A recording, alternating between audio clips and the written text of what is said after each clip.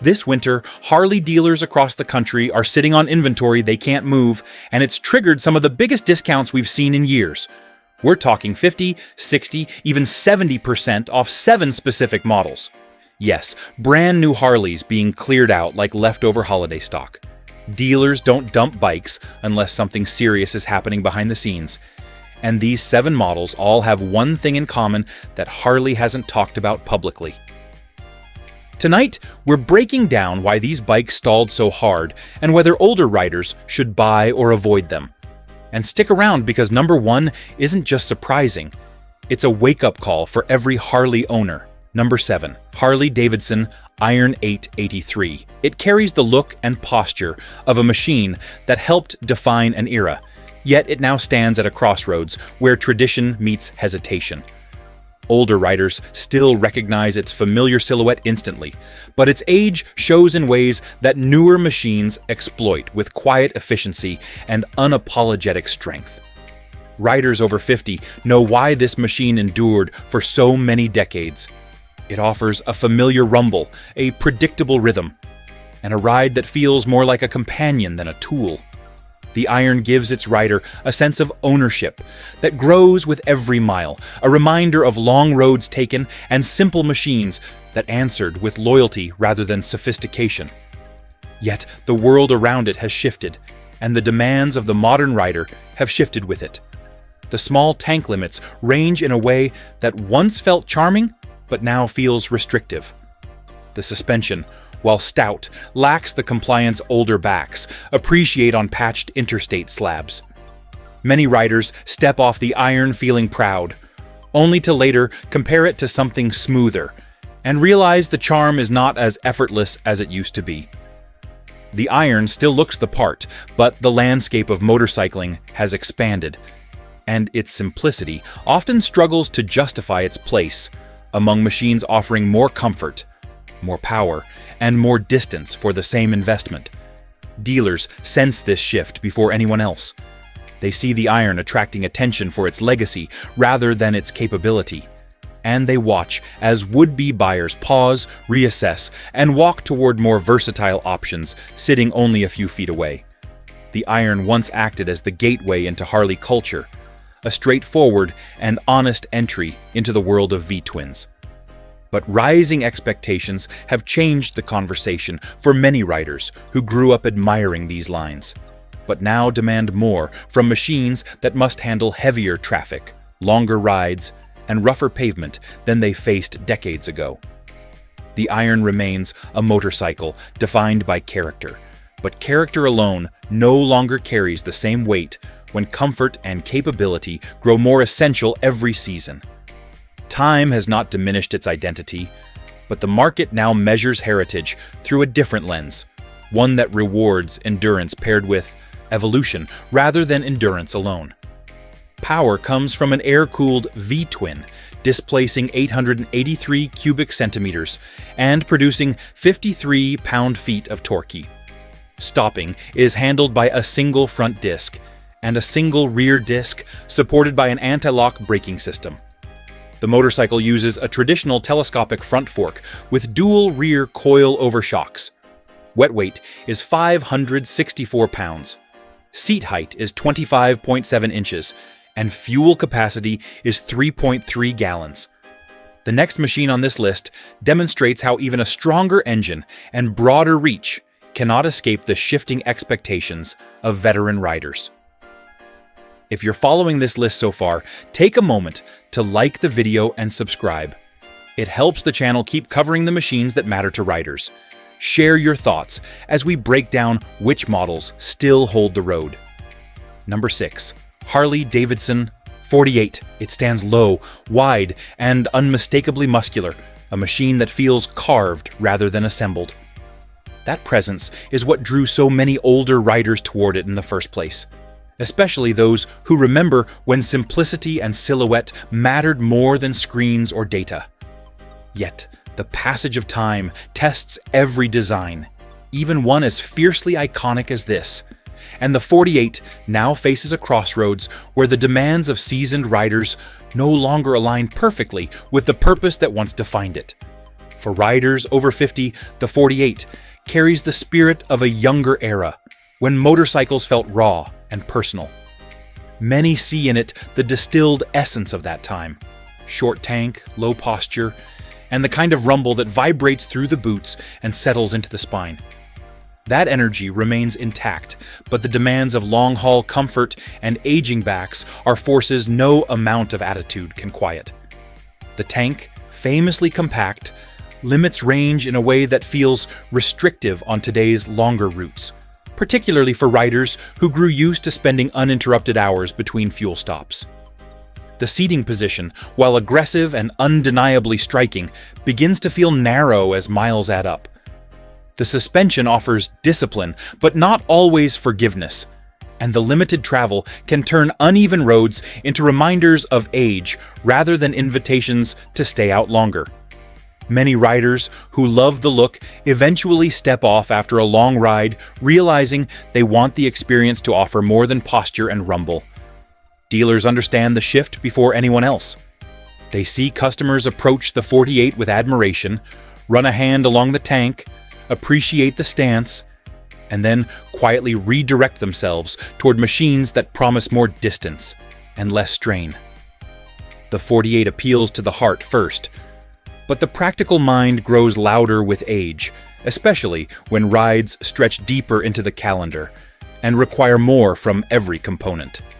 The machine remains pure in its purpose, yet the market gravitates toward comfort without sacrificing confidence.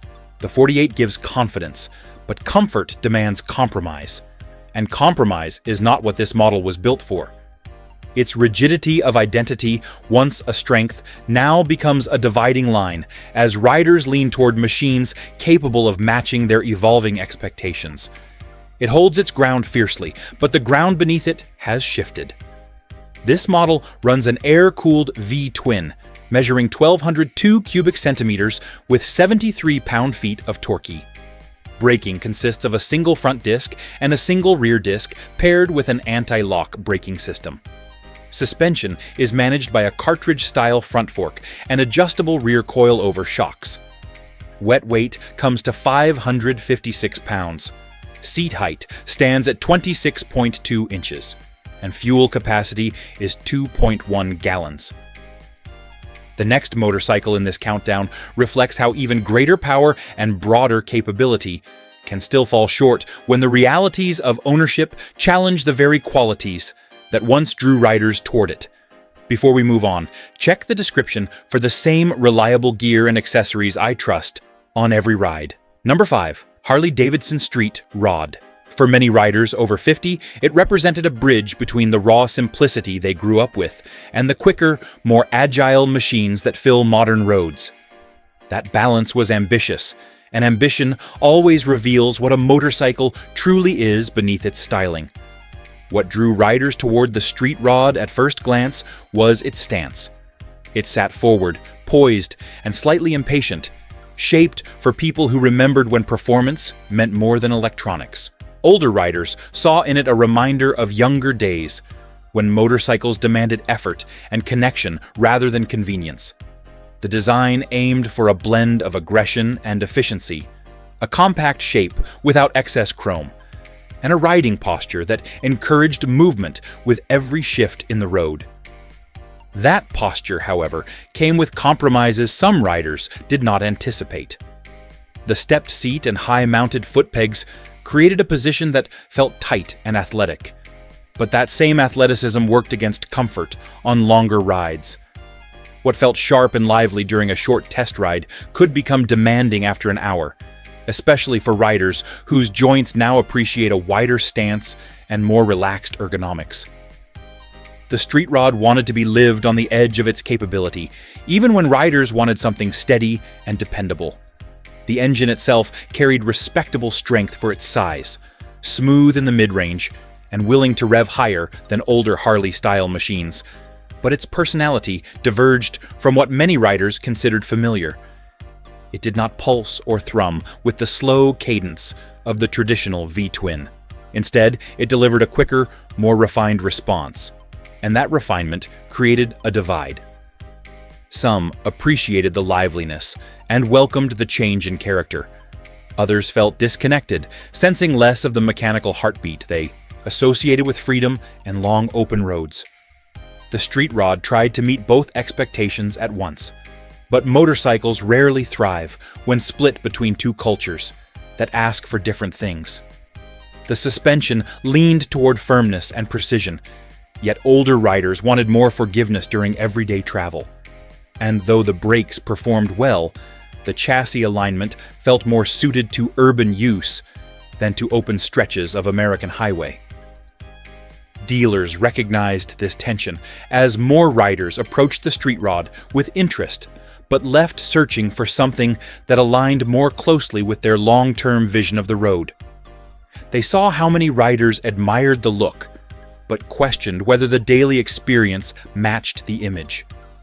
That gap eventually shaped the Street Rod's place in showrooms, where identity and purpose must align more cleanly than this model ever managed. The liquid-cooled V-twin delivers 750 cubic centimeters of displacement and 47 pound-feet of torque. Braking is provided by dual front discs and a single rear disc supported by an anti-lock braking system. An inverted front fork and gas-charged rear shocks control suspension movement. Wet weight is 516 pounds. Seat height measures 30.1 inches, and fuel capacity totals 3.5 gallons. The next motorcycle in this countdown reveals how a timeless silhouette can still struggle when shifting expectations push even classic designs to their limit. Number 4. Harley-Davidson Softail Standard. This model's stance remains honest and uncomplicated, shaped for those who still prefer a machine that speaks through steel instead of screens. Many riders over 50 recognize the appeal immediately because the Softail Standard mirrors the era when the road itself mattered more than technology. Yet, time reshapes every expectation, even those built on decades of loyalty. And the simplicity that once felt liberating now meets a world of longer rides, rougher pavement, and riders who seek support as much as style. The motorcycle's identity has not changed, but the needs of the riders who once championed it have evolved with every passing season, placing new pressure on a machine built around the purity of its beginnings. For veteran riders, the Softail Standard brings a rhythm that recalls long highways traveled with purpose. Its engine provides a steady pull, yet that trust cannot ease the strain of extended miles. The narrow seat reveals its limits on full-day rides, pressing into the lower back as fatigue builds. The forward reach, once a sign of confidence, now demands more from shoulders that prefer a neutral spread. Riders begin weighing comfort, suspension travel, and strain against the motorcycle's stripped nature. Dealerships notice this shift early as riders admire the Softail Standard's classic proportions, yet drift toward models offering better damping and broader ergonomics. The motorcycle still earns respect for what it represents, but respect rarely secures commitment when long-term comfort becomes essential. Aging riders prioritize stability across long distances, and the Softail Standard struggles to provide both without compromise. Heritage remains its anchor, but heritage without adaptation becomes a reminder of what once lived rather than what continues to endure. At its core is the Milwaukee 8107, producing 1,748 cubic centimeters and 110 pound-feet of torque. The braking setup includes a single front disc and a single rear disc paired with an anti-lock braking system. Suspension comes from a dual bending valve front fork and a hidden rear monoshock. Wet weight registers at 655 pounds, seat height is 26.8 inches, and fuel capacity is 3.5 gallons. The next motorcycle in this countdown reveals how a machine built for practical range and broader purpose can still face hesitation when seasoned riders start looking beyond nostalgia for everyday confidence. Before we move deeper into the final picks, make sure you subscribe. Every week, we cover the shifts affecting riders who care about power, heritage, and long-mile confidence. Stay connected so you never miss the next major change in the lineup. Number 3. Harley-Davidson Sport Glide. It was built to satisfy riders who wanted one machine that could handle quick weekday trips and long weekend escapes without needing a second motorcycle in the garage. Its silhouette promised adaptability, and its engineering aimed at giving older riders a lighter alternative to the larger touring lineup, while holding onto the feel and authority they valued. Many riders over 50 saw the potential immediately, appreciating the compact fairing, the detachable bags, and the balance between comfort and simplicity. Yet beneath that promising blend, the Sport Glide carried a tension between identity and purpose that slowly shaped how riders perceived it.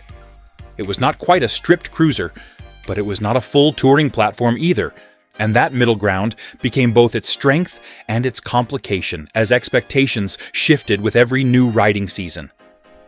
For older riders, the Sport Glide promised an inviting blend of control and comfort.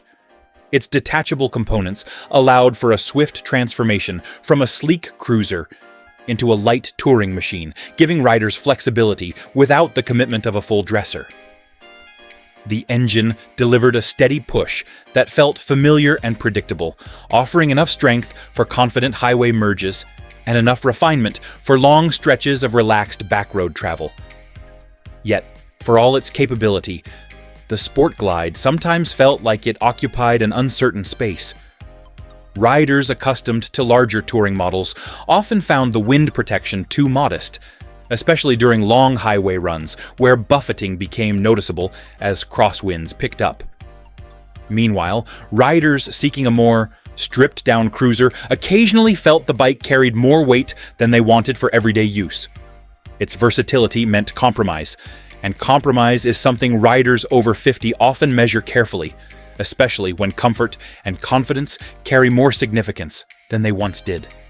The seating position offered reasonable support, but the saddle shaped itself more toward mid-distance comfort than full-day endurance, and older riders often felt the firmness during extended hours in the saddle. The suspension, while competent, revealed its limits on patched or uneven pavement, sending sharp reminders through the lower back that a slightly softer setup might be more appreciated.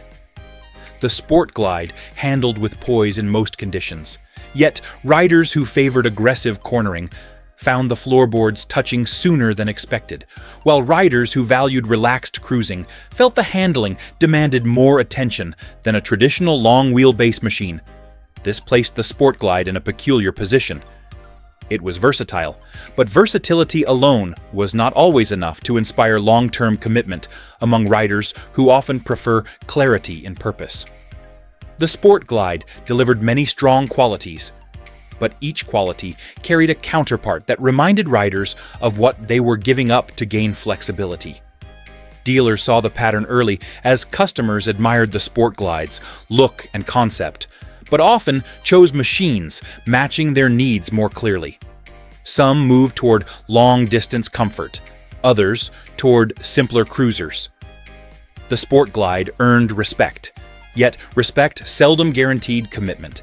Its broad potential could not outweigh riders' preference for motorcycles built to satisfy specific expectations on every road.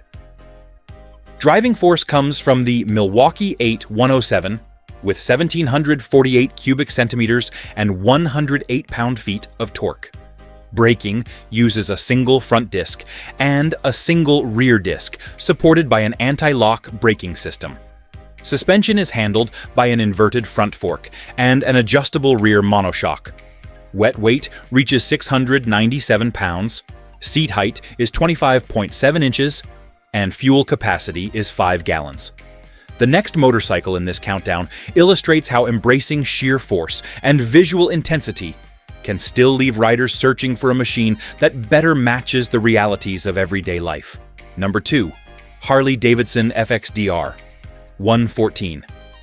The FXDR entered the scene as a statement of modern muscle, shaped for riders who still feel the fire of acceleration even after years of experience have shown them the value of control. It was meant to symbolize raw force with a contemporary edge, a machine that blended straight-line aggression with the unmistakable attitude older riders associate with American steel. The presence alone captured attention. Long, low, and built with an almost aerodynamic focus, the FXDR tried to carry Harley's heritage into a sharper and more demanding environment. Riders over 50 often approached it with curiosity, drawn by the promise of a motorcycle that pushed beyond nostalgia and into performance territory traditionally held by sport-influenced machines. Yet beneath its bold design lived a series of decisions that shaped how it was received, especially among riders who place comfort, balance, and purpose above aesthetics.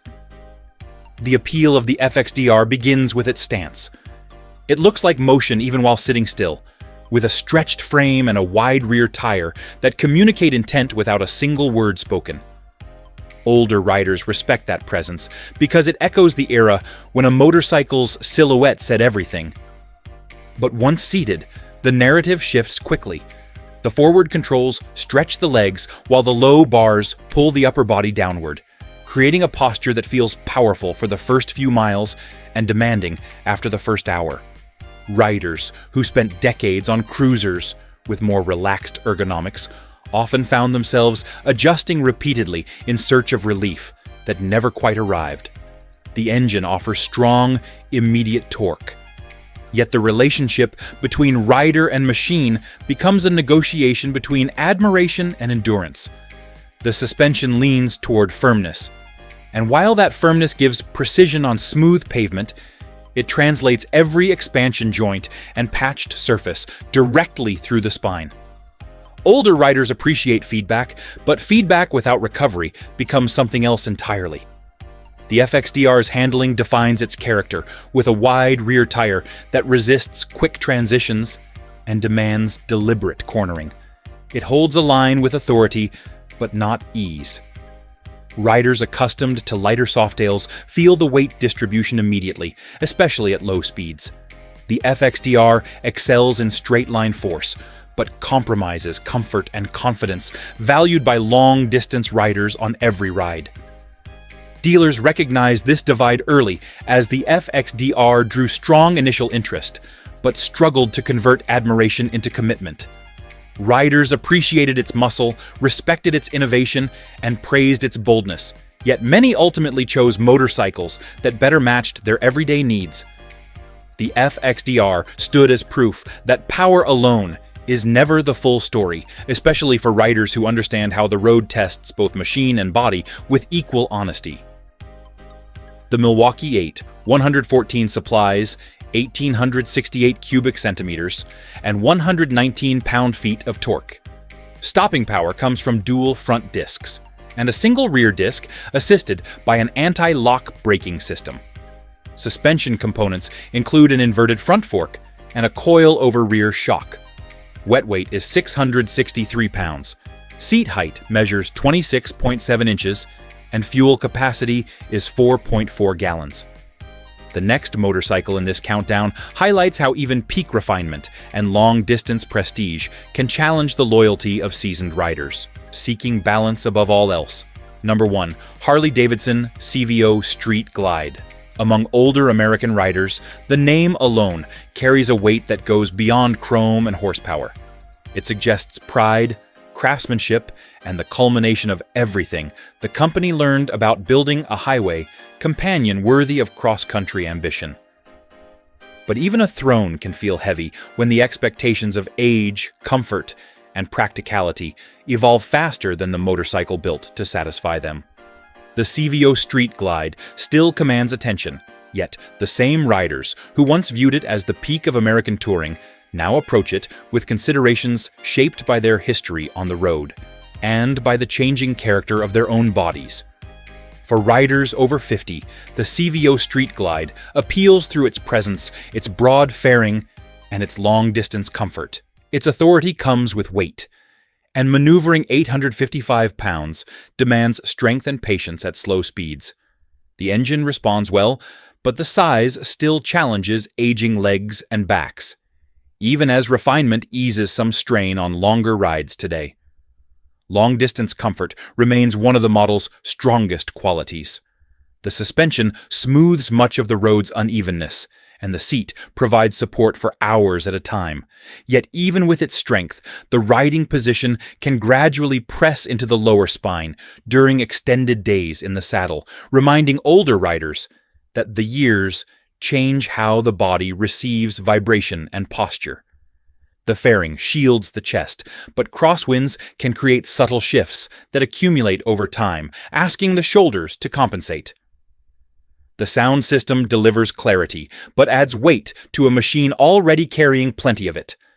The engine produces generous torque, yet that torque must move a substantial platform, and riders accustomed to lighter touring machines feel the difference instantly. Dealers have long recognized the complex relationship riders hold with the CVO Street Glide. Some approach it as the ultimate reward after decades of riding, viewing it as a final statement of everything they worked toward. Others see in it a reflection of a younger rider's ambition, rather than the seasoned practicality they now prioritize. They admire its prestige, yet understand that prestige alone does not lighten the motorcycle or reduce the strain of a long day on uneven pavement. The CVO Street Glide delivers a complete touring experience, but that completeness requires physical commitment that changes meaningfully with age. Its Milwaukee 8 121 generates roughly 1,980 cubic centimeters and 139 pound-feet of torque. The braking system features dual front discs and a single rear disc equipped with an anti-lock braking system. A premium fully adjustable suspension handles both front and rear damping. Wet weight sits at 855 pounds, seat height is 27.2 inches, and fuel capacity is 6 gallons. The motorcycle remains a symbol of pride, but symbols do not ride the road for you. For older riders who value comfort as deeply as they value power, the CVO Street Glide stands as a reminder that even the most refined touring machine must still match the reality of the body guiding it forward. If you've ridden long enough, you know bikes come and go, but the truths behind them always matter. These 7 Harleys didn't end up on the chopping block by accident, and every rider deserves to know why the market shifted this hard. Now I want to hear from you. Which of these models surprised you the most, and would you buy one at these winter prices? Drop your thoughts in the comments. Hit that like button if this helped you out. And subscribe so you don't miss the next breakdown. Ride safe, brothers. See you in the next one.